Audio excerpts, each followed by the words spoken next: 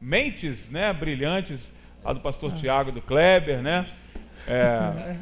Do Kleber um pouco mais experiente, né? Do pastor Tiago mais jovem, mas... Pois eu não tenho problema com isso, não. Kleber, é o lustre, tá lustrando? No seu pé, Kleber, você não percebeu isso ainda? Eu sei, não, porque eles estão com medo da reabertura. Posso fazer indicação? Bom dia, deixa eu dar bom dia, Posso fazer indicação? Posso, nossa, né? Pode, gente, vai ser maravilhoso. Eu falei no começo da semana que a gente ia ter aqui toda semana uma indicação de um livro, né? Seja nossa aqui, dos nossos amigos que participam do programa. Eu quis começar com bem, né? Para que você acredite nas minhas indicações, né? Riga, coloca aqui na câmera fechada aqui, ó. Esse aqui é o livro Amor Líquido, do nosso querido, saudoso, né, que nos deixou esse ano, Zygmunt Bauman, né? Esse polonês maravilhoso que à altura dos seus 90 e tantos anos, trouxe pensamentos tão modernos e atuais, e esse aqui é um desses pensamentos muito modernos e atuais.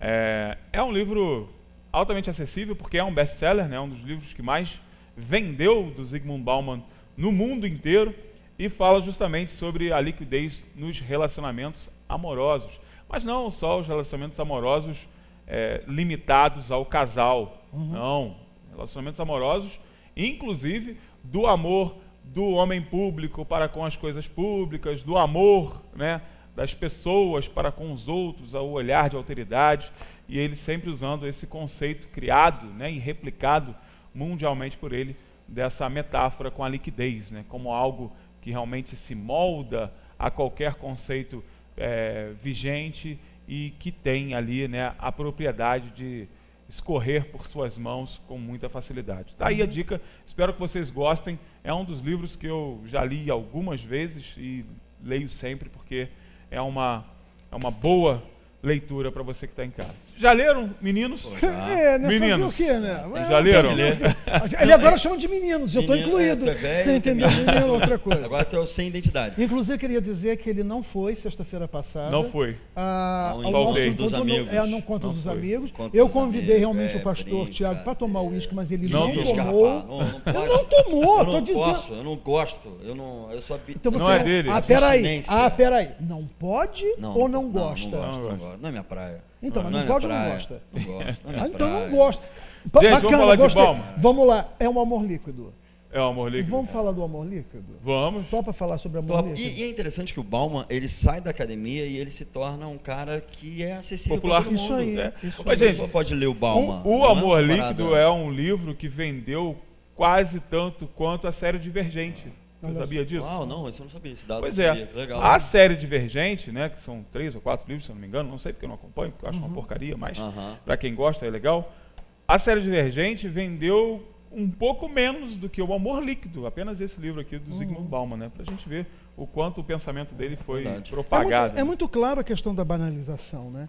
É uma das coisas que a gente, pelo menos dentro de estudo, enfim, com colegas, enfim, congressos que se participa, que a gente pode sentar e bater um papo, é a questão do fazer amor, que ele se tornou, você estava falando agora, abrindo justamente sobre isso, quando você fala do amor líquido, ou fala do amor, é interessante que se remete quase que diretamente ao casal e sexo, porque virou, o amor é fazer amor, quando fazer sexo é uma coisa e fazer amor é uma outra, que não necessariamente tem a ver com o sexo. O subtítulo do livro aqui vai te dizer tudo, que é sobre a fragilidade dos laços humanos. Isso aí. E que aí vem, eu até postei essa semana novamente no Facebook, foi um papo que eu tive com um amigo a respeito de relacionamentos, né? O quanto a solidão ela é sedutora, o quanto a solidão ela é muito fácil, porque no final das contas você não deve nada a ninguém, você não tem que responder nada a ninguém, né? E quando você tem o amor real e que você precisa dele para você, porque no momento que ele é real, você começa a precisar dele. Né? Você tem renúncia, você tem que ter disciplina, você tem uma série de elementos de dedicação, que, cara, é óbvio que hoje a gente vive de uma forma tão banalizada, tantas coisas, que quem é que quer assumir essas responsabilidades? Quer dizer, nós somos muito covardes. Quer dizer, o mundo em que eu vivo hoje me fez um homem covarde. Né? E esse homem covarde, ele não é capaz mais de amar e eu digo isso, estou falando em primeira pessoa, como se amava no momento em que você era realmente conduzido à responsabilidade. Então eu até termino, né, isso que eu postei, que foi justamente essa conversa, questionando os covardes, como vão se relacionar? Sim. Como se estabelece um relacionamento sendo covarde, né? Agora, eu acho que a questão da banalização, desse amor que se tornou necessário e preciso, porque o amor não é, né? Ele não é preciso de necessidade, mas é de precisão. Não tem como. E é uma ditadura. Mas aí, se a gente caminhar pelo que o Bauman fez, ele faz uma leitura do tempo dele, né? A leitura de um mundo que está saindo da modernidade e adentrando um caminho chamado pós-moderno. Tanto é que o Bauman vai raramente usar essa ideia de pós-modernidade, ele vai falar sobre modernidade líquida, que é a ideia. E aí, quando você pega a modernidade ela vai trazer a ideia da razão como um fim último, como a resposta para todas as coisas. Não que a razão ela não já esteja desde o princípio do que o homem pensa, a razão existe, lógico. Mas a ideia de que na modernidade a razão ela tomou a ideia de um Deus, de uma entidade sagrada. E aí, como entidade sagrada, a razão ela fez com que os seres humanos eles pudessem ser monolíticos. Então, ou seja, você existe como pedra, como um instrumento rígido, e aí essa ideia do Bauman, ele vai pegar no Manifesto Comunista do Marx e do Engels, quando eles vão dizer que o mundo, esse ato sólido do mundo evaporou. E aí, ao invés de usar a metáfora do gás, que é uma coisa que não dispersa, exatamente, ele pega a ideia do líquido, que é uma coisa que pode encontrar o seu caminho. Então, eu creio que a grande questão também é que existe esse ser humano que é um monolítico, esse ser humano que é uma pedra rígida, e essa pedra é construída dentro do seu individualismo. E por que aí essa modernidade, ela cria essas pedras individualistas que não têm contato? Porque simplesmente a razão, e aí vamos lá, a razão ela vai criar ideias tal como fundamentalismo. Então, ou seja, por quê? Porque dentro de um princípio de fundamentos, eu tenho que entender que eu sou diferente de você e você não pode adentrar aos meus limites pelos fundamentos que eu criei. E aí vem a ideia de fundamentalismo, que é muito corrente no ambiente religioso, dentro do ambiente político, nas polarizações direita e esquerda. Então, essa ideia de fundamentalismo é irmã da modernidade. Então, a modernidade gera, e ela tá prenha de tantas outras ideias, e uma dessas ideias é o fundamentalismo, que é o quê? A ideia do apartheid, do distanciamento. Eu me distancio do outro e eu vivo nessa pedra que sou, sem me relacionar na outra pessoa. Talvez a grande proposta, e aí a ideia do líquido, é que a água passando em pedra também cria os seus percursos e também pode criar ali os seus detalhes que faltavam. Não tem a ideia de água mole em pedra dura, tanto bate até que fura? Mas você está muito pastoral e poético nessa leitura. Mas... não, porque na verdade eu já vejo essa água batendo em pedra e uma água sendo perdida. Porque na verdade o valor do líquido ele é muito grande, porque nós somos feitos dessa forma. Grande parte somos isso. Eu compreendo o Bauman quando ele fala sobre essa liquidez hoje, né, que nós temos, não é indicador do quanto nós somos sólidos ou somos monolíticos, como você mesmo colocou, mas sim isso que se joga e que não se pega mais. Né? Essa questão do distanciamento. Por exemplo, vamos lá, no dito, quem quer pegar um quer pegar o outro. Olha, você tá vendo? Não é? A ideia não é sou essa? eu, hein? Aqui, ó. Mas a grande questão é quem é pegável. Ninguém é pegável. Sabe por quê? Todos nós criamos as nossas individualidades escorregadias. Eu vou me adentrando a sua pessoalidade, a sua individualidade, você vai vendo que você está sendo invadido, você começa a dar as suas escorregadelas. Sim. Você já começa a não ser mais o ser pedra, você é o líquido. Você não é mais o pegável. Não, líquido você escorreu... escorregadio. Não, desculpa, vamos usar a metáfora certa, né? Líquido. Você é o líquido. Você extravasou pelas minhas mãos. Eu não pego mais. Não é mais a ideia do palpável. Agora, por que eu sou assim? Porque eu entendo que quando você começa a entrar no percurso da minha individualidade, há uma grande probabilidade de eu começar a me render e render diante dos aspectos de que eu não quero mudar naquela relação, naquela situação. Perder a eu não quero identificação. Exatamente, eu não quero ser diferente. E aí que eu entendo que a minha experiência, ela não é melhor do que a sua, mas a minha experiência tem que passar pela sua para que eu me construa como pessoa, como indivíduo. E nessa construção existe a ideia de liquidez, onde as águas se encontram. As águas do Rio Negro se encontram com do Amazonas. E aí a ideia vão se difundindo a proposta de que águas se encontrando, existe uma ideia de se irmanarem, delas chegarem a um ponto mas de colisão. Eles não se irmanam ali, não. Não se eles irmanam. não se fundem. Se tocam. Ok, bacana. A ideia, a okay, irmanação é toque. Tocou, bacana. A irmanação tá bom, é o toque. Agora, tá bom, gostei, Então, gostei, bacana. Vocês estão muito filosóficos hoje. Não é isso. Não. É porque mas não o bom é que a gente vai se construindo aqui nos pensamentos. Eu jogo um, ele joga outro, joga um. É o seguinte, é que é óbvio, quem está em casa talvez não tenha pomba nenhuma, nem a gente entende porra nenhuma, porque na verdade ninguém entende nada. A gente está aqui falando. Não, mas é que alguém entende alguma coisa. Mas quando a gente fala o amor, cara, botou o amor na parada, cara, não tem como não viajar. Porque é isso, Deus é amor. Aonde eu tenho colocado que hoje existe uma grande falha, né, na nossa educação, na nossa formação, é a ausência da crença e valores. Sim. E essa ausência de valores e crenças verdadeiras é dentro de uma potencialidade humana. A transcendência nas nossas existências, ela é fundamental, como a sexualidade, a afetividade, a criatividade e a vitalidade. Sendo que hoje está perdido. Então, o gancho do amor, né? Esse, inclusive, é o amor que eu não vejo, é o amor que eu sinto, né? É o amor que eu entrego e que me entrego. Né? Cadê ele?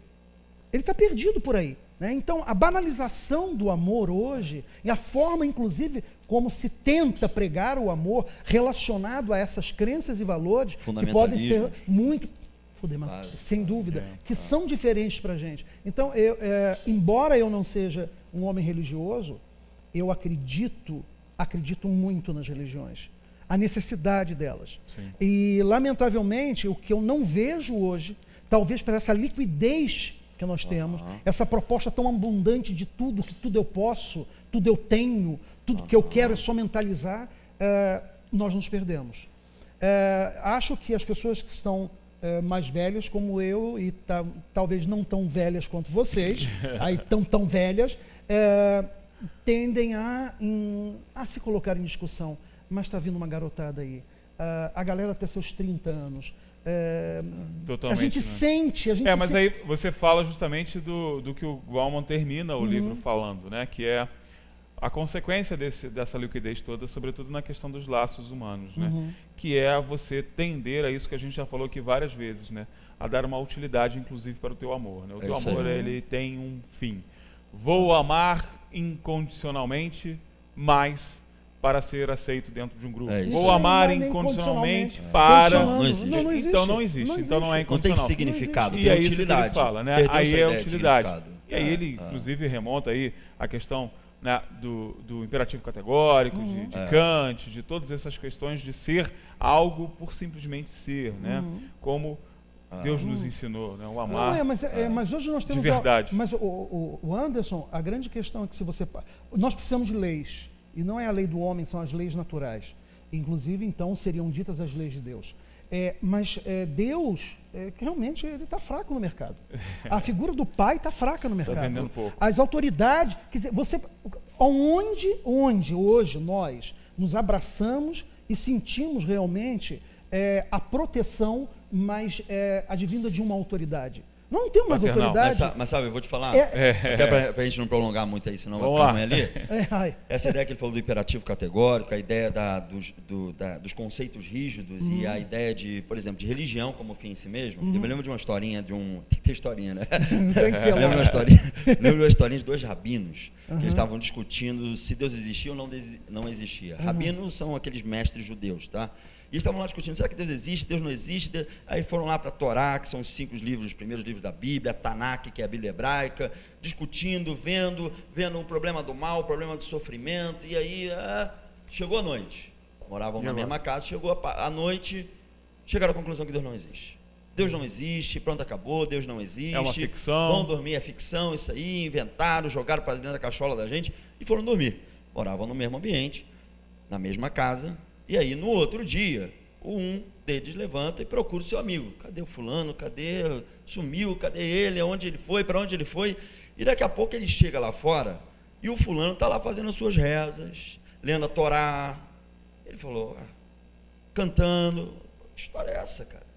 Você virou casaca de novo nesse negócio aí? Você falou que não existe? A gente não chegou à conclusão, e você também não chegou à conclusão que Deus não existe? Que parada é essa agora? Você trocou de ideia? Ele olhou para o outro rabino e disse, ué, mas o que Deus tem a ver com isso? Ou seja, a religião como fim em si mesmo. Já está o fora. Ritual pelo ritual. É. A ideia do fundamentalismo, dos conceitos rígidos, é que eles viram um fim em si mesmo. E aí você não abre e não se abre para o outro. Não se abre para o diálogo, porque você só tem monólogo. Você quer cuspir, você quer vomitar, você quer ser ouvido, mas você não quer ouvir. E você, nesse querer ouvir, você pode não querer ouvir, você sabe que vai te afetar e mudanças vão ter que ser vigentes na sua vida e você não vai querer fazer isso. Então, é muito melhor viver a coisa como um fim em si mesmo. Amor. Conheci ontem, o cara está dizendo, eu te amo. Que parada é essa? Como assim? Que história é essa? Nessa situação, nessa relação, é só para dizer que está tão líquido, que eu acho que qualquer um está pegando com um copinho de café nessa cachoeira da vida e está dizendo assim, peguei um pouquinho aqui, isso aqui que é amor, né? Não e está experimentando, não é verdade. Concordo, não, tá certo, tá certo. Gente, olha só, o programa de hoje vai terminar o seguinte, ontem, não sei se vocês sabem, foi o dia da liberdade de imprensa, né? E o fato da gente estar aqui, por exemplo, discutindo questões tão importantes, né, e dando um espaço para uma discussão como essa, já é um reflexo da importância da liberdade da imprensa, da liberdade que a imprensa tem que ter e precisa praticar para ter a sua ação social firmemente conceituada. A gente nunca precisou tanto de uma imprensa livre, de uma imprensa que comungue efetivamente da liberdade como nós estamos vivendo hoje, né? É essa liberdade que hoje é inclusive protegida pelo nosso sistema judiciário, através das nossas leis que são aprovadas e através da fiscalização do judiciário, e nós também nunca precisamos tanto de termos essa ratificação, digamos assim, da nossa imprensa. Eu vou agradecer a presença dos meus amigos, né? E eu vou tomar a liberdade de finalizar o programa de hoje com um vídeo que foi feito pela ABERT, que é a Associação Brasileira, né, das Emissoras de Rádio e Televisão do país, que é um sindicato, digamos assim, né, dessas empresas, um sindicato que representa as empresas, mas é um sindicato. E ontem fizeram esse vídeo, né, colocaram público esse vídeo, que é um vídeo bem curtinho, são 30 segundos, e a ideia é que seja 30 segundos mesmo, para que você entenda a velocidade da coisa e o quanto é fundamental a gente ter uma imprensa livre. Obrigado, meninos. Até quinta-feira que vem. Até quinta-feira que vem, meninos. Não sei se vou estar quinta-feira que vem. Olha, tá eu disse que essa semana eu não poderia. Não, eu tenho sempre reticências, no início e no final. Adoro as reticências. Muito obrigado pela participação dos meninos. E nós vamos curtir o vídeo aí então, tá? Liberdade de imprensa. Reflita um pouco sobre ela e o que ela traz pra gente de benefício. Dá uma olhadinha. Em 30 segundos, um posta, outro compartilha, outro comenta e discorda, xinga, briga, desfaz amizade, espalha notícia, cria uma hashtag, outro faz um vídeo, faz um live, faz textão, manda mensagem, manda print, faz meme, comenta na lanchonete, outro briga com o que comenta na lanchonete, faz uma camiseta, faz uma página, discute no bar. Antes de todo mundo descobrir que era só um boato. Nunca se precisou tanto da imprensa.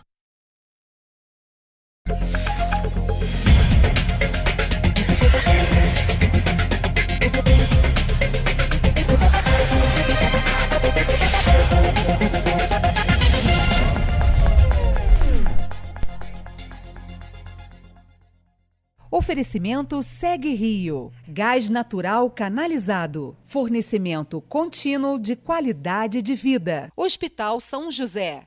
Tudo pela vida.